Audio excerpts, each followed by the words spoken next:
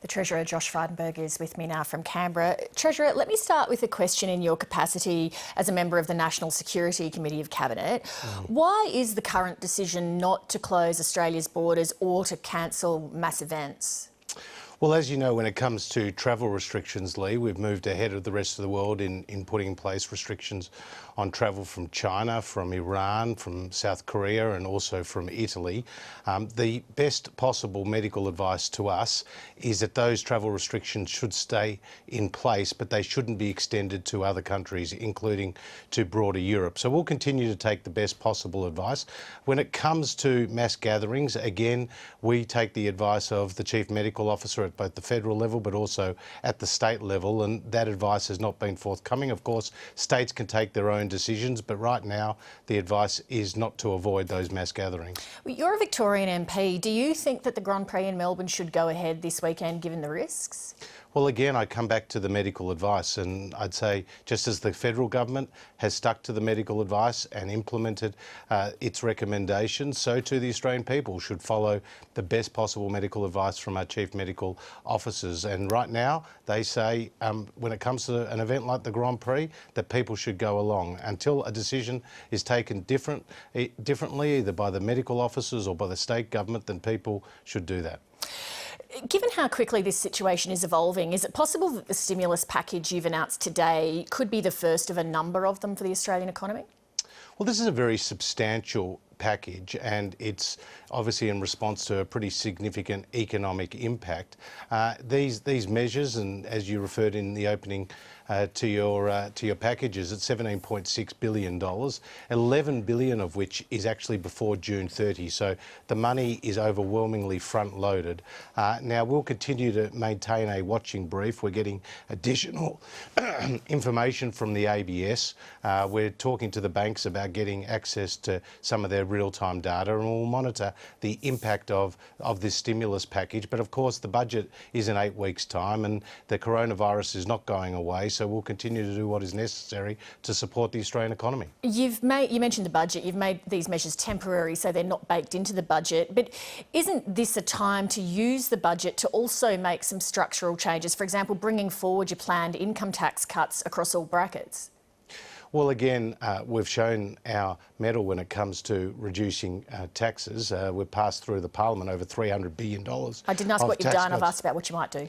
Yeah, but in terms of what we announced today, there is substantial incentives through the tax system for businesses to invest. That continues to be a priority for us. But the Prime Minister set out very clearly, Leigh, what are our priorities and what are our principles when it comes to our stimulus package, and that is that the actual initiatives are targeted, that they're temporary, and that they're also proportionate. And I think we did that today. But that doesn't address my question, which is, shouldn't the budget be used to make some structural changes that can help the country's fiscal position going forward?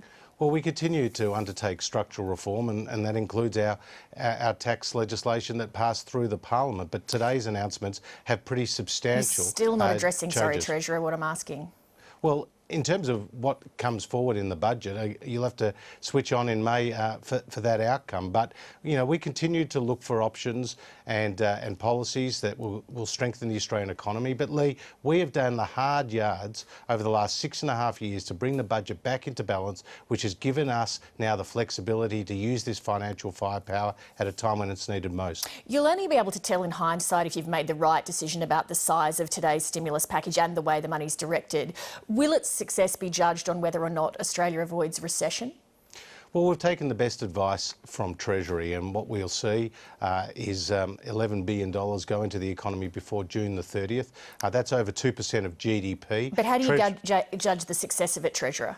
Well, how I judge the success of it is that it supports the Australian economy. It keeps people in a job, and it keeps businesses in business. And that's why our measures are designed, for example, to support the cash flow of small and medium-sized businesses and to support apprentices. Now, as for what actually occurs in the June quarter and the real economic impact of the coronavirus, the Reserve Bank has said, and so has Treasury, that is too early to tell. The spread of the coronavirus continues to evolve. There are new challenges every day. But what Treasury have advised me is that our package of measures could contribute 1.5% to GDP growth in that June quarter. Now, that is a significant and substantial impact reflecting the weight of money that is going into the economy. Last year, you were claiming credit for a surplus that you'd not yet delivered, saying the budget was back in black. You were warned at the time that global events could derail that prospect, which they now have. What does your premature rush to claim credit for a phantom surplus say about your political maturity and judgment? Well, we took the best possible advice and based on the forecasts at the time, and we have delivered a balanced budget. And as for a surplus, well, we've made it very clear, and the Prime Minister made that very clear today, and we've now taken these major spending decisions, and the surplus won't arrive in 1920 as a result of some of these circumstances we've seen. But Treasurer, you claimed credit for something that you hadn't yet delivered, and I'm just wondering why you did that when at the time you were warned that events could derail it, and they have.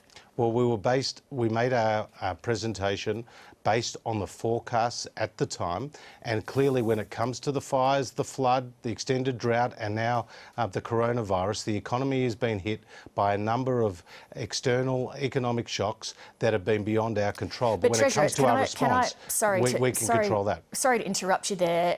You say, you know, these external shocks, you couldn't have seen them coming. Treasury budget papers did warn about this kind of thing. I want to play our audience something from around the time of the budget last year. But like any projection, your ability to deliver that $7 billion surplus is reliant on factors that are outside your control. It might not happen. No, it will happen, and it's the product of bringing the spending under control. There might be a collapse in China. There might be another terrible drought. Then you might have to write down the NBN.